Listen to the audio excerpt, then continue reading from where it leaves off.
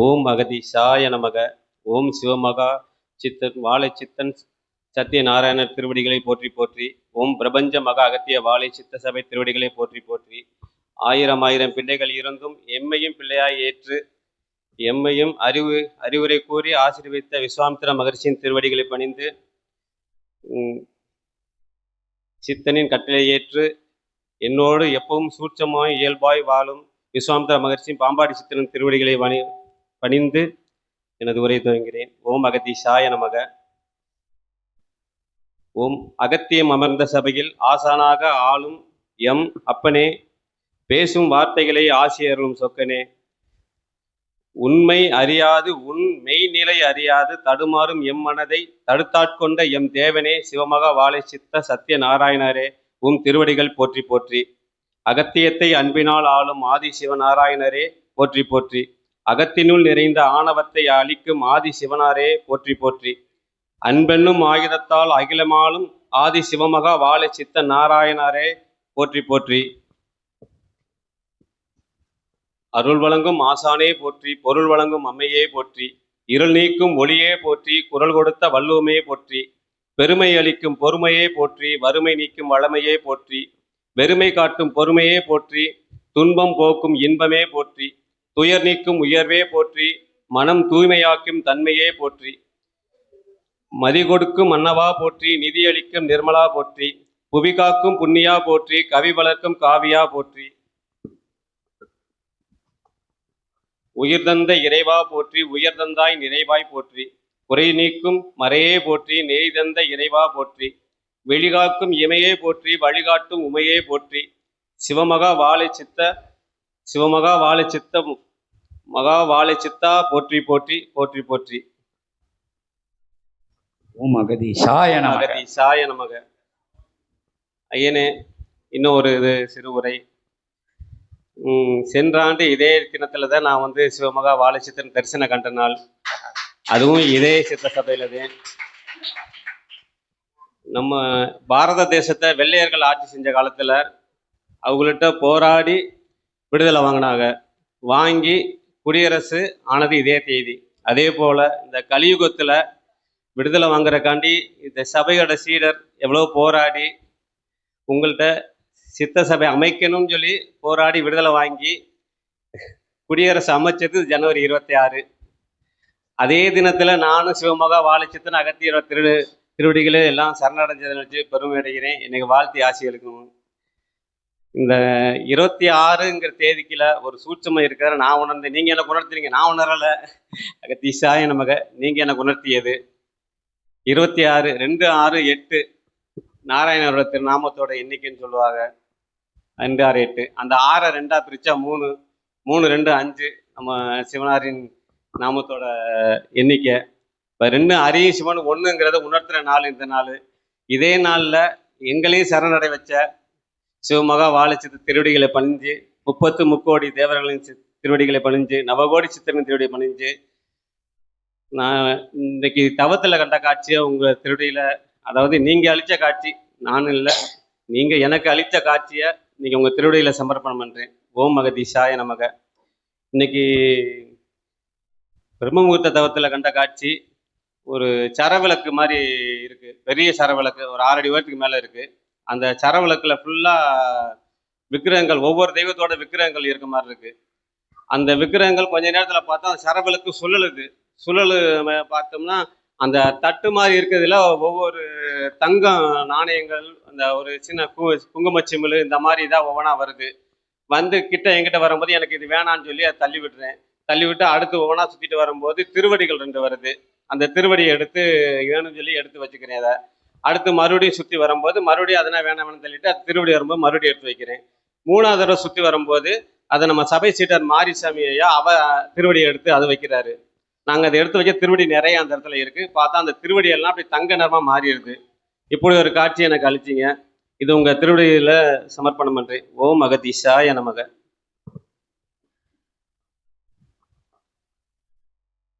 சரவிளக்கு சுழலும் போது சொர்ண நிலையில உள்ள பொருட்கள் அது விக்கிரகமா இருக்கு, காயின்ஸா இருக்கு, கோல்டு காயின்ஸு, அது மாதிரி பொருட்கள்லாம் போகையில உன்னுடைய கவனம் அது பக்கம் போகாம வேணாம்னு வெறும் சொல்லிட்டு திருவடி மட்டும் வரையில அது சொர்ணம் கிடையாது. அது இல்ல, ஆனா வெறும் திருவடி வெறும் திருவடி மட்டும் வரையில எடுத்து அந்த பக்கம் வைக்க ரொம்ப திருவடி சேர்ந்துருது. சேருது.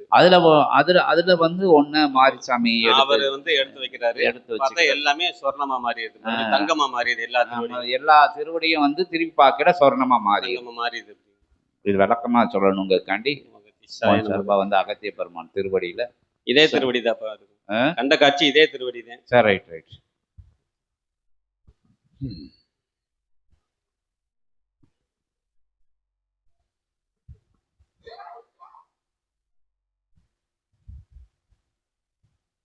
தன்னுடைய சரணாகதி நிலையது கண்ட நாள் முதல், சபையை கண்ட நாள் முதல் சரணாகதி நிலையது படிப்படியாக உயர்ந்து சிவமகா வாழை சித்தனை வினவுகின்ற பொழுது, திருச்சபையினுடைய கிளைச்சபை எமது தலத்தில் வேண்டும் என்று வினவுகின்ற பொழுது, அகத்தியன் உள்ளிட்ட சித்தர்கள் எல்லாம் அதனை பரிசீலனை நிலை கொண்ட காலமாக சித்தனவன் அனுமதி வழங்குதலுக்குரிய அற்புதமாய் அவன் அறியும் சூட்சம நிலைக்குள் இருந்தும் அவன் அனுமதி வழங்குகின்ற காலங்கள் சற்றேறக்குறைய நகன்று நகன்று சென்று அவரவர்களின் சரணாகதி நிலைக்கு தகுந்தாற்போல் அவர்கள் எப்பொழுது சீடர்களாக மாறுகின்றார்களோ அவ்வேளை தனில்தான் அவனுக்குரிய தனி கிளைச்சபை அவன் பொறுப்பு நிலை கொண்டு அதனை ஆற்றி வருகின்ற கிளைச்சபையாக வழங்குதல் நிலை தொடர்கின்றது, ஏற்படுத்தப்படுகின்றது என்று அகத்தியன் உரைக்கின்றான். ஓம் அகதீசாய நம. அவ்வாறு சித்தனோடு வலம் வருகின்ற பொழுது தன்னை உணர்ந்த நிலைதனிலே சித்தன்தான் உலகம் அவன் உரைத்தான், வந்தவுடன் யாம் ஏற்றுக்கொள்ளவில்லை. அகத்தியன் கூறினார், இவன்தான் வாழும் குரு, உன் வாழும் குரு இறை சித்தன் சிவமகா வாழை சித்தன், இவன் திருவடியை சரணடை என்று உரைத்த பொழுது என்னால் ஏற்றுக்கொள்ள இயலவில்லை என்று உரைத்தான். உண்மை அவன் மனத்தின் சாட்சியை மனசாட்சியாக உரைத்திருக்கின்றான். வாழ்த்துகின்றோம். ஓம் அகதீசாய நமக. இது ஒவ்வொரு சீடனுக்கும் ஒவ்வொரு மாநிலனுக்கும் நடைபெறுகின்ற, நிச்சயமாக நடந்தேறுகின்ற ஒரு நிலை என்று அகத்தியன் உரைக்கின்றோம். ஓம் அகதீசாய நமக. சந்தேகம் வந்தபின் சந்தேகம் வருவது அவன் கர்மா, வந்த உடன் சந்தேகம் வருவது அவன் உயர்கின்ற நிலை என்று அகத்தியன் உரைக்கின்றோம். ஓம் அகதீசாய நமக. வந்தவுடன் எனில் முதல் நாள், வந்த பின் எனில் அவன் பல வருடங்கள் கடந்தவன் என்று அகத்தியன். ஓம் அகதீசாய நமக. வந்தவுடன் நிச்சயமாக அவனை ஆராய்ந்து அவன் யார் என்று தெரிந்து கொண்ட அக்கணம், தெரிந்து கொள்கின்ற அக்கணம்தான் அவன் சரண் அடைகின்ற கணம் என்று அகத்தியன் உரைக்கின்றான். ஓம் அகதீசாய. அவ்வாறு நீர் உரைத்தாய், வந்து சிவமகா வாழை சித்தனை உணர்ந்த நாள் என்று யாம் மறுக்கின்றோம், நீர் கண்ட நாள் என்று அகத்தியன் உரைக்கின்றான். ஓம் அகதீசாய நமக. அவ்வாறு கண்ட நாள் முதல் நீர் வலம் வந்த நாட்களெல்லாம் சித்தனோடு வலம் வந்தாய். சித்தனை ஏற்று கொள்கின்ற நிலை என்பது உள்ளுக்குள் இருந்த பொழுதும் உள்ளுக்குள் பல்வேறு போராட்டங்கள் நீர் உரைத்தவாறு தேச போராட்டங்கள் போல் நடந்தது என்று அகத்தியன் உரைக்கின்றான். ஓம் அகதீசாய நமக. அன்று கண்டாய் அக்குடியை சிவக்குடியை, இன்று பெற்றாய் இன்றைய நாளில் சரணடைந்த இக்குடி அரசு குடியை என்று அகத்தியன் உரைக்கின்றான். ஓம் அகதீசாய நமக. சிவக்குடியை கண்டாய், இன்று சிவக்குடி குடிலமைத்து உனக்குள் அரசாளுகின்றது சிவமகா வாழை சித்த ஆளுமையாக என்று அகத்தியன் வாழ்த்துகின்றான். ஓம் அகதீசாய நமக. இது உண்மை நிலை என்று அகத்தியன் உரைத்து, அற்புத நிலை கொண்டு வருகின்ற ஒவ்வொரு சீடர்களும் வரும் பொழுது சந்தேகம் இருக்கலாம், வந்த பின் அவனோடு பயணப்படுகின்ற பொழுது சந்தேகம் இருந்தால் அவன் கர்ம வினையோடு வளம் வந்து கொண்டிருக்கின்றான் என்று அகத்தியன் உரைக்கின்றான். ஓம் அகதீசாய நமக. படிப்படியாக படிப்படியாக ஒவ்வொருவனுக்கும் ஒவ்வொரு கர்ம நிலைகள் உயர்கின்றது, தாழ்கின்றது அல்லவா? அதற்கேற்றாற் போல் அவனுடைய நாட்களும் வருடங்களும் கடக்கின்றது என்று அகத்தியன் உரைக்கின்றோம். ஓம் அகதீசாய நமக. மானுட நிலை என்பது எத்தகைய பேர் அழிவு நிலை கொண்டு ஆற்றல் கொண்டது தெரியுமோ? அகத்தியன் வினவுகின்றோம். ஆளத்தான் வருகின்றார்கள், அவர்களை அவர்கள் ஆளத்தான் வருகின்றார்கள். பிரபஞ்சத்தை ஆள்வதற்காகத்தான் இறைவன் படைக்கின்றான். ஆனால் அவர்களை அவர்கள் கர்மா ஆண்டு கொண்டிருக்கின்றது என்ற அகத்தியன். ஓம் அகதீசாய நமக. அத்தகைய கர்ம நிலைகளில் இருந்து வேறுபட்டு விடுபட்டு ஒருவன் படிப்படியாக உண்மையான வாழும் குரு இவன்தான் என்று சரணடைகின்ற நிலையில் தான் அவன் சித்தனாக மாற துவங்குகின்றான் என்று அகத்தியன் உரைக்கின்றான். ஓம் அகதீசாய நமக. அந்நிலை பெற்ற அற்புதமான நிலைதனை ஒருபுறம் யாம் ஆசியாக வழங்கி அமர்ந்துரைத்து, நீர் உரைத்தது இவன் உரைத்தவாறு தெளிவுற அற்புத நிலை கொண்ட அத்தகைய சர விளக்குகள் சொர்ண நிலையோடு அதில் வருகின்ற பொருட்களும் விஸ்வரூப அத்தகைய சொரூபங்கள் எல்லாம் சொர்ண நிலையாக காட்சி அளிக்கின்றது. சொர்ணமெனில் இகலோகத்தில் உரைக்கின்றவாறு தங்கமாக அது காட்சி அளிக்கின்றது. அது அனைத்தும் தமக்காகத்தான் தவத்தில் வழங்கிக் கொண்டிருக்கின்றார்கள் என்று அள்ளி அனைத்து மடியில் கட்டி கொள்ளாது. அதனை உற்று நோக்குகின்ற பொழுது அந்த ஒரு திசை நோக்கி திருவடி வருகின்றது. யாம் உரைத்தோம் சற்று முன்பு, இறை திருவடி வரும், மற்ற அடியும் வரும். அவ்வடியை பிடித்தால் என்ன அடி விழும் இகலோகத்தில் சூட்சமத்தில். நீர் ஒதுக்கினாய், ஒதுக்குவதற்கு கூட கையை கொண்டு செல்லக்கூடாது என்று அகத்தியன் உரைக்கின்றார். ஒதுக்குவதற்கு நீர் தொட்டாய் என்றால் உன்னுடைய கர்மா தொட்டு விட்டான் என்று மீண்டும் பிடித்துக் கொள்ளும் என்று அகத்தியன் உரைக்கின்றார்.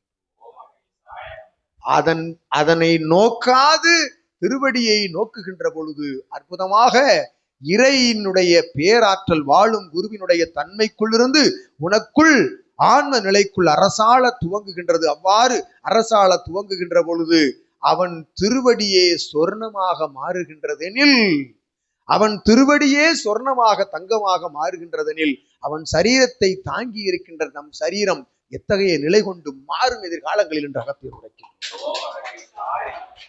இகலோகத்தில் நீர் எவ்வாறு ஜொலிப்பாய் என்றால், ஒவ்வொரு சீடனும் வாழும் குருவை சரணடைகின்ற ஒவ்வொரு சீடனும் சொர்ண விக்கிரகமாக சிரஞ்சீவி இறைநிலையாக ஜொலிப்பார்கள் இகலோகத்தில் என்று அகத்தியன் உரைக்கின்றோம்.